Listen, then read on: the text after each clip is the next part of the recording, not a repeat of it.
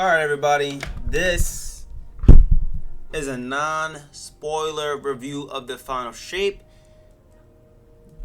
Let me just say I already recorded this video and it got corrupted, so just bear with me. I'm gonna try to make this quick. So, let's just start off. Final shape. What am I gonna give it? I'm gonna talk about nothing story-wise, as that will be another review. I'm gonna do a spoiler review.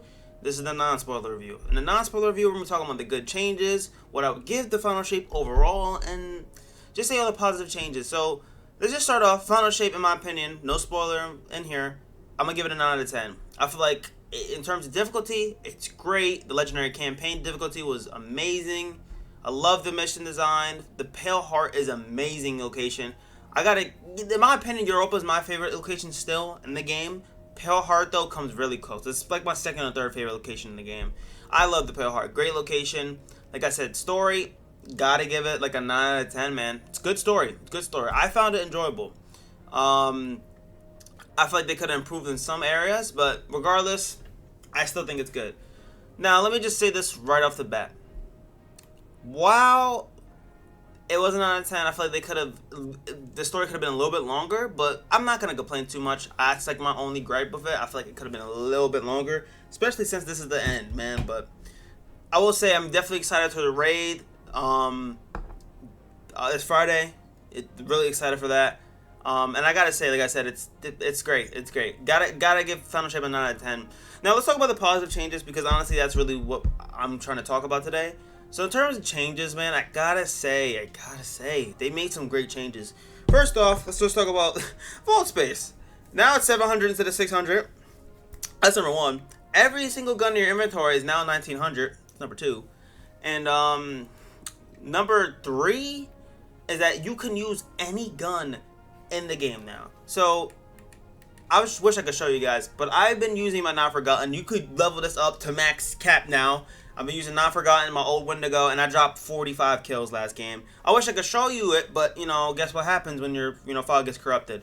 You had to, backed up the game, had to go back. It's stupid. Anyway, yes, I was running Not Forgotten. I was in comp, and I dropped 45, man. It was dropping heads off there, man. But, like, I gotta say, it's cool that everything is usable again. I do love that fact. I just love that you have a lot more freedom now. Now let's talk about Prismatic and the new super. Prismatic. I love Prismatic. I think it is probably the most broken subclass in the game. Besides, it has one, and this issue is huge. This one huge issue, it has little to none survivability. Zero survivability in Prismatic. Now, to be fair, I don't have everything unlocked. I don't have this. I don't have this over here. And I'm missing the last two supers. And I think I'm missing these last two, last two aspects. Now listen, I'm going to say this. Prismatic is good, but it has no survivability, especially for Titans. And honestly, this Unbreakable thing is like the only thing we kind of have. And I'm just going to straight up say it is very good for damage, and it is good, but it's not, my god, dude, it's not that crazy. The fact that it takes your grenade on top of it, too. So I can understand if you're running a double grenade build, like Armamentarium, you have max discipline. I feel like this, this could go kind of crazy.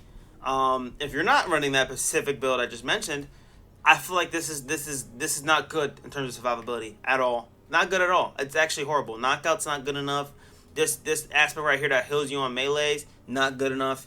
Survivability is all-time low. So my recommendation, if you're running Prismatic, you gotta run Precious Scars. Or Lurely if you have Hammer of Soul active. I think if you have Hammer of Soul active, Lurely can work. You have to be running the super, though. So you have to be running the super. And if you're just running Precious Scars, same thing applies. You're running, if you're running whatever super, since this has every super in the game, you have Arc, Void, Solar, Strand, and Stasis, you could run any subclass in the game. So just switch your super, and you can still have Prismatic and use all your other abilities. So I will say, while the survivability is at all-time low, you can still use Precious Scars and all that stuff, but it does eliminate some builds like Worm Gods or Synthosteps or all of this stuff. And honestly, when it comes to Stranded, you're missing Grapple as well, which Grapple would be so good with Navigator. So I gotta just straight up say that this is definitely not as OP as we thought. It's definitely the most OP thing in the game right now, but it has no survivability. So until we get more survivability stuff, besides just Red Death, because Red Death is good, but it's not that good in PvE. We're gonna have to wait and see. But right now, I think Prismatic's in a good spot. I just feel like it needs more survivability. But yeah, like I said, also too, the campaign was really hard. I just love all the positive changes they made. And honestly, guys, I really don't got much to add. I'm not done. I didn't explore all the Pale Heart yet, so maybe Pale Heart, I probably could rank it higher. I still got a lot of exotic missions done, story, the raid coming out, but this is just my non-spoiler review for now. Like I said, I love all the changes they made. PvP, I do feel that they made a couple interesting changes. I do know the HUD is permanently available, so the HUD would go away when you aim down sights. That is not the case anymore. So pretty much you have Ace of Spades perk at all times, which is interesting because now this perk right here, the Ace of Spades perk, grants radar while aiming on sights. That's not even special anymore because you have it up when you're running anything. I had it my radar when I had Conditional Finality. I had my radar when I had Not Forgotten. Now that could be a bug. I understand, bugs happen, but it was a little concerning. I'm like, really? I just have my thing up at all times? Okay, sure. So yeah, that's the good PvP changes. I do like the new exotics. I only have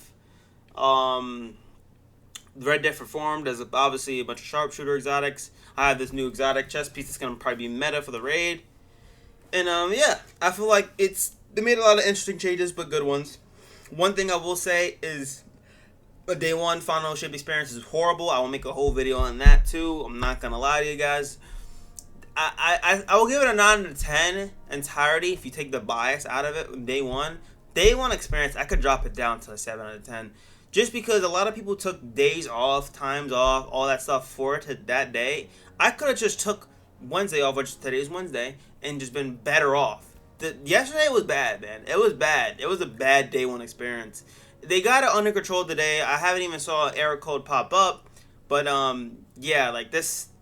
Yeah, that's bad, man. That's the first day I'm gonna call the final error code. That shit was horrible. But besides that, guys, I really don't got much to add. Like I said, I do like the vault space change. I like the PvP changes.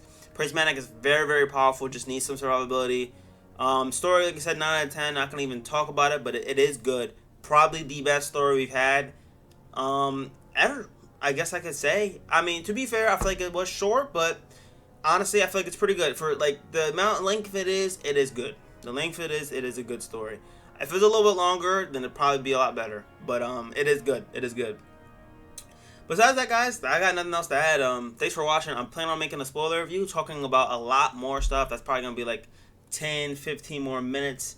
But like I said, this is a non-spoiler review, so I'm just talking about the good changes, and I think like a lot of these changes are good. I got really nothing else to add, just good changes.